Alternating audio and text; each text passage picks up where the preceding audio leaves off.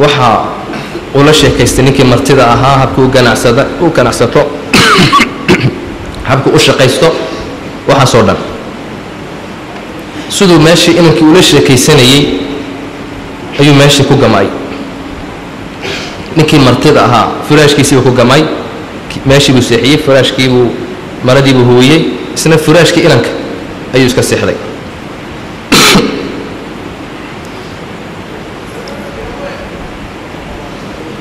odaygii iyo islaantiina meel bay wada fadhiyaan islaantiiba waxay tahay waryaahe ilaa xilli ma uman faqiirnimo dad faqiirina ahaanayna oo sida masaakiin u ahaanayna maanta waxaa inoo yimid nin lacag leh ayaa inoo yimid waa nin lacag leh qofna inama arkayo waa inaan maanta ninkan aan dubanaba waa inaan dilno oo xoolihiisaa qaadanno lacag badan buu haystaa waa adiga arkaya waa inaan dilno waxay wadada way ku dhaqays meeshuu triig male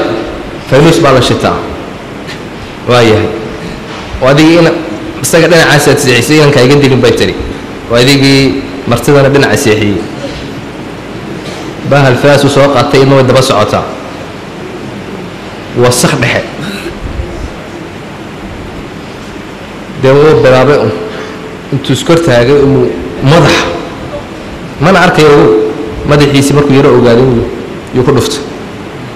waa qisa runa xaggiibuu ku dilay qayladii iyo wixiibu ninkii martida ahaa sara kacay tiriigii iyo wixii baa la shiday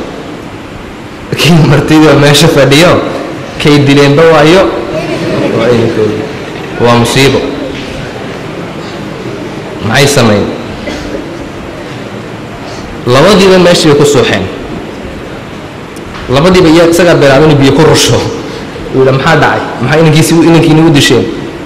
walaa yaxiiqu makru sayi ilaa biahli xumaantu adigoo may kugu noqon salaaddii baa gaadhay qisadana ugu dambaysa waxaa soo socda maalinkii afriil ay ciyaalku beenta sheegayeen ayaa soo socda maalinka ayaa beenta xalaaleeyey been xalaali ma jirto been xalaali beentu mar walba waa xaaraan islaamka maalinba male beentu mararka qaarkood qof bay dilaysa islaamba inan qurata ayay lahayd inankeygii ayay jaamacadda u dirtay mar walba way ka fikirtaa inankaygii xilmu soo noqon waa inankaasoo qurata waxay leedahay ogow mar walba waxay ku fikirtaa xilmu inankaygii ii soo noqon ayay ku fikirtaa waa u xistay inankayga axmed baa la yidhaahdaa laakiin waqtigii baa soo dhow soo noqonayey way faraxsan tahay iyada oo sidaa ugu xiistay oo faraxsan oo waqtigii u imanayay telefoon baa markuu ciyada way orodaayo ma axmed baa bay tidhaahdaa sakh dhexoo telefoon u yimid telefoonkii bay qabatay alo ma axmed baa xillimaad imanaysaa waa wiil yaroo la kaftamaya waxa uu ku yidhi waxay ku tiri wa'ayo waxa uu ku yidhi inankaagii axmed baabuur baa jiray oo wadhintay oo ka yar islaantu ka nixinaya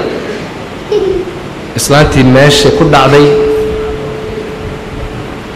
way dawaqday dhakhtarkaa loo qaaday jajabkaa la geeyay meeshii baa loo qaaday dhakhtarka dhakhtarkii muddo taalay xaaladdeedu aad buu u darnaa inankii baa yimid axmed telefoonkii hooyadii ka qaban weyday dhowr cisho markii uu yimid markaasaa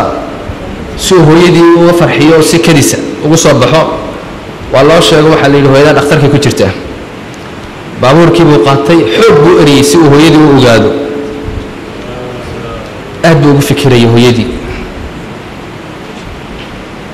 baabuurkii uu watay ayaa la rogmaday isagiina wuu dhintay dhakhtarka ayaa isagiina loo qaaday islaantii baa soo miirsatay waxaa loo sheegay wiilkayga inuu yimid oo intuu iyada u soo ordayay oo baabuurkii la rogmaday oo dhinto oo meydka inuu yeelo qaybta meydka naxdinba iyadiina dhimatay caawala dhimasho hee dacwadeedu inta caawa noogu ekaado been ma jirto bannaan been bannaani ma jirto maalin la beneeyey ma jirto beentu waa xaaraan dembiguna wuu kaa daba iman adiga hadduu ku qabsan waayo adiga iyo awlaadaada iyo tafiirtaada dambuu ku qabsan وجزاكم الله خيرا وصلى الله على سيدنا محمد والسلام عليكم ورحمة الله وبركاته